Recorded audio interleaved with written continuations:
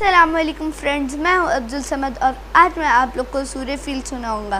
فیل یعنی ایلیفنٹ۔ سورہ فیل ایک مکی سورہ ہے، اس میں 5 آیت ہے۔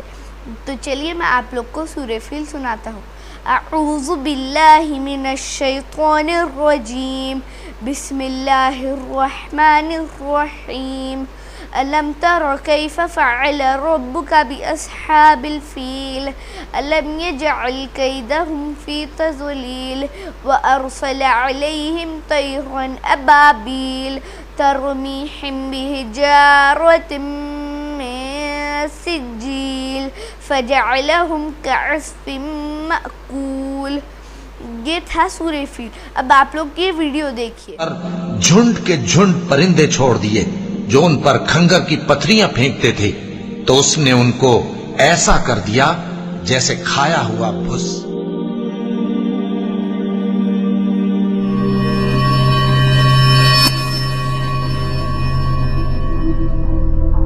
ابرہا گورنر یعنی حاکم تھا یمن کے شاہ حبشہ نجاشی کی طرف سے۔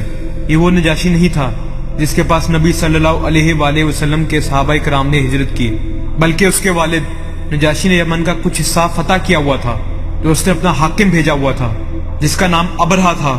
ابرہا نجاشی کا حاکم تھا یمن میں، اور وہ دیکھتا ہے کہ ہر سال اس کے لوگ شمال کی طرف جاتے ہیں، تو وہ پوچھتا تم لوگ کہاں جا رہے ہو؟ لوگ کہتے ہم حج پہ جا رہے ہیں، ہم حج پہ جا رہے ہیں۔ وہ کہتا کیوں، وہاں کیا ہے؟ لوگ کہتے وہاں اللہ کا گھر کعبہ ہے۔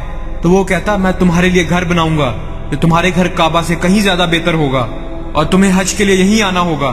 تو وہ ایک بہت بڑا گرجا گھر یعنی کلیسیا تعمیر کرواتا ہے یمن کے شہر صنعاء میں، کیونکہ وہ عیسائی تھا۔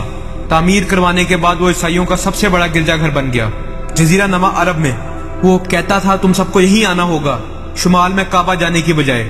وہ چاہتا تھا کہ وہاں لوگوں کا میلہ لگ جائے، بہت سی وجوہات کی بنا پر، وہاں عبادت کرنے کے لیے، کاروباری وجوہات کی بنا پر۔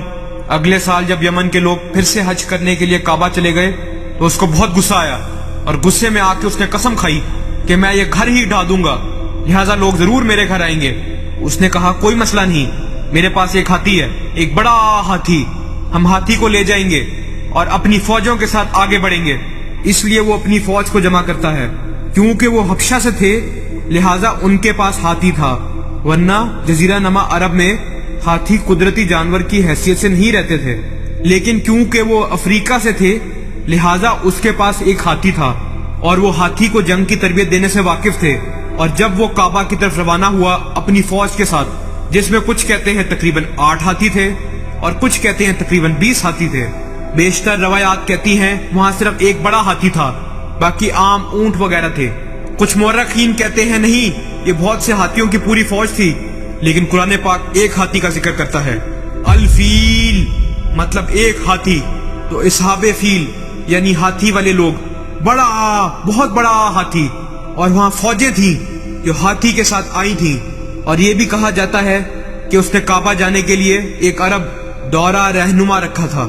انہوں نے مکہ المکرمہ کی طرف چڑھائی شروع کی۔ جب وہ طائف کے قریب پہنچے تو وہ ایک قاصد بھیجتے ہیں کہ جاؤ سید یعنی اہل مکہ کے سردار کے پاس اور انہیں کہو ہم لڑنا نہیں چاہتے، ہم آ رہے ہیں، ہم کعبہ کو ڈھائیں گے اور واپس لوٹ جائیں گے۔ تو عبد المطلب جو کہ ہمارے حضور صلی اللہ علیہ وآلہ وسلم کے دادا ہیں، خانہ کعبہ کے متولی اور اہل مکہ کے سردار تھے، ان تک خبر پہنچائی گئی کہ وہ یہ کرنے آ رہے ہیں۔ آپ نے فرمایا ٹھیک ہے، اسے آنے دو، اور ابرہا پوری فوج کے ساتھ آیا۔ جیسے کہ آپ جانتے ہیں جب وہ مکہ المکرمہ پہنچے، اس نے عبد المطلب اور قریش کے مال مویشی قبضے میں لے لیے، جس میں 200 سے بھی زیادہ اونٹ اور بھیڑیں تھیں، جس سے ظاہر ہوتا ہے عبد المطلب امیر آدمی تھے۔ اور عبد المطلب نے ان کے ایک آدمی کو فرمایا اگر تم کعبہ ڈھا سکتے ہو تو ڈھا کے دکھاؤ، لیکن ہمارے اونٹ ہمیں واپس چاہیے۔ تو وہ آدمی آپ کو ابرہا کے پاس لے گیا۔ عبد المطلب کی زبردست شخصیت تھی، آپ بہت روبدار اور نہایت جسیم و باشکوہ آدمی تھے۔ آپ اتنی روبدار شخصیت کے مالک تھے کہ آپ کو دیکھتے ہی پتہ چل جاتا کہ آپ سردار ہیں، لہذا کہا جاتا ہے آپ خیمے میں داخل ہوئے تو ابرہا آپ سے متاثر ہو گیا، اتنے جسیم اور خوبرو۔ وہ آپ کی تعظیم میں اپنی کرسی سے کھڑا ہو گیا۔ وہ آپ سے کہتا ہے مجھے آپ سے کوئی مسئلہ نہیں، آپ بس شہر سے چلے جائیں اور میں آپ کے گھر کو ڈھا دوں گا۔ और मुझे तुम लोगों से कोई मसला नहीं, जाती कुछ भी नहीं है। मैं सिर्फ आपकी इबादत गाह को ढांढने को। अबरहा ने सोचा कि शायद अब्दुल मुत्तलिब अपने काबा के बारे में बहस करने वाले हैं और इसलिए वो आपकी ताजीम कर रहा था। और फिर जब आपने अपने ऊँटों का मुतालबा किया तो उसने कहा, मैंने आपके लिए तमाम एहतराम खो दिया। फिर अब्दुल मुत्तलिब ने जबरदस्त जवाब दिया जो दिल से सुनने वाला है। अब्दुल मुत्तलिब ने फरमाया, काबे के एक मालिक हैं जो इसकी हिफाजत फरमाएंगे और ऊँटों का मालिक मैं हूँ, तो उनकी हिफाजत का जिम्मा मेरा है। अब्दुल मुत्तलिब के जवाब की वजह से अबरहा ने ऊँटों को वापस कर दिया और फिर कुरैश ने शहर छोड़ दिया और पहाड़ों की घाटियों और चोटियों पे पनाह गुज़ीर हो गए। बहुत दुआ करने के बाद अब्दुल मुत्तलिब काबा का तवाफ करते हैं। इसके बाद अब्दुल मुत्तलिब काबे का दरवाजा पकड़कर अल्लाह से इल्तिजा कर रहे हैं कि ओ अल्लाह, हम इस फौज से नहीं लड़ सकते, वो हमारे से बहुत मजबूत हैं, उनके पास हाथी है और हजारों आदमी हैं, आप हमारी मदद करें, आप इसकी हिफाजत फरमाएं। फिर ये लोग काबा की तरफ बढ़ने लगे। हाथी ने मजीद चलने से इनकार कर दिया। हाथी रुक गया। हैरान कुन बात है, उन्होंने इसे मारना शुरू किया। हाथी मजीद नहीं चला। उन्होंने जब उसका रुख मोड़ के उसे पीटा, वो भाग गया। जब उन्होंने उसे रोका और उसका रुख मोड़ा तो वो फिर से रुक गया। सुभान अल्लाह, किसने रोका उसे? अल्लाह सुभाना व ताला ने। वो बहस कर रहे थे कि क्या करें। इतने में परिंदे आ गए। वो देखते हैं परिंदे जो पता नहीं आसमान में कहां से आए।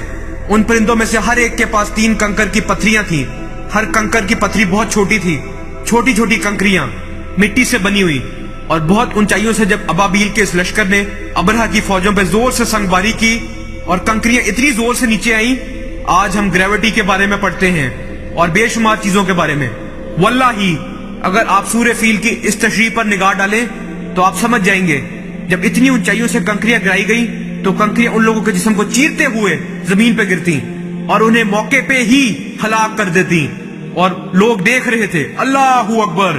क्या अब्दुल मुत्तलिब ने कहा नहीं था कि काबे के एक मालिक हैं जो इसकी हिफाजत फरमाएंगे? तुम्हें याद रखना होगा कि उस दिन से लेके आज तक काबा की हिफाजत अल्लाह सुभाना व ताला फरमा रहे हैं। तो ये अज़ाब अल्लाह सुभाना व ताला का भेजा हुआ था।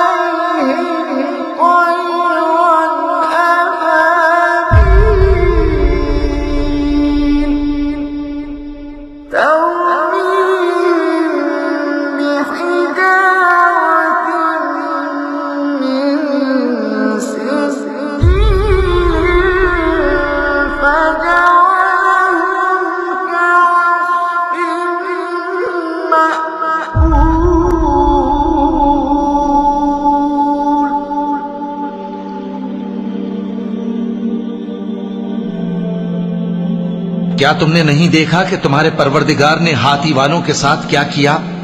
क्या उसने उनका दांव गलत नहीं किया?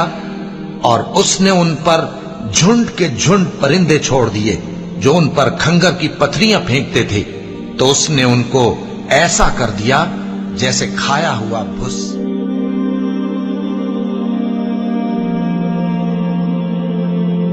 और उनमें से कुछ जख्मी हो गए, वो वापस चले गए और उन्हें ऐसी बीमारी का सामना करना पड़ा। खुद अबरहा मुश्किल से गिरता पड़ता सना तक पहुंचा और निहायत दर्दनाक अजाब में गिरफ्तार होके यमन में मरा। बहुत बुरी मौत। ये वाकया मोहम्मद सल्लल्लाहु अलैहि वसल्लम की पैदाइश से बिल्कुल पहले हुआ और ये सन था जिसमें हुजूर सल्लल्लाहु अलैहि वसल्लम की। आप लोग ने ये वीडियो देखा। ये वीडियो में सूर्य फील का वाकया पिक्चराइज किया गया है। तो चलिए मैं आप लोग को बताता हूँ कि अल्लाह सुब्हानहू व तआला ने सिर्फ अबाबील को ही क्यों चुना तमाम परिंदों में से खाने काबा की हिफाजत के लिए। मैं आप लोग को आज थोड़े अबाबील के बारे में फैक्ट्स बताने वाला हूँ। तो चलिए, पहला वाला है, अबाबील 20 साल तक ज़िंदा रह सकता है और वो 10 महीनों तक اڑ سکتا ہے اور وہ نان سٹاپ اڑ سکتا ہے 10 مہینوں تک, اور وہ اس کی غذا آسمان میں ہی کھا سکتا ہے اور سو بھی سکتا ہے آسمان میں ہی, اور وہ 14,000 کلومیٹرز تک نان سٹاپ اڑ سکتا ہے 65 کلومیٹرز پر آور کی سپیڈ سے.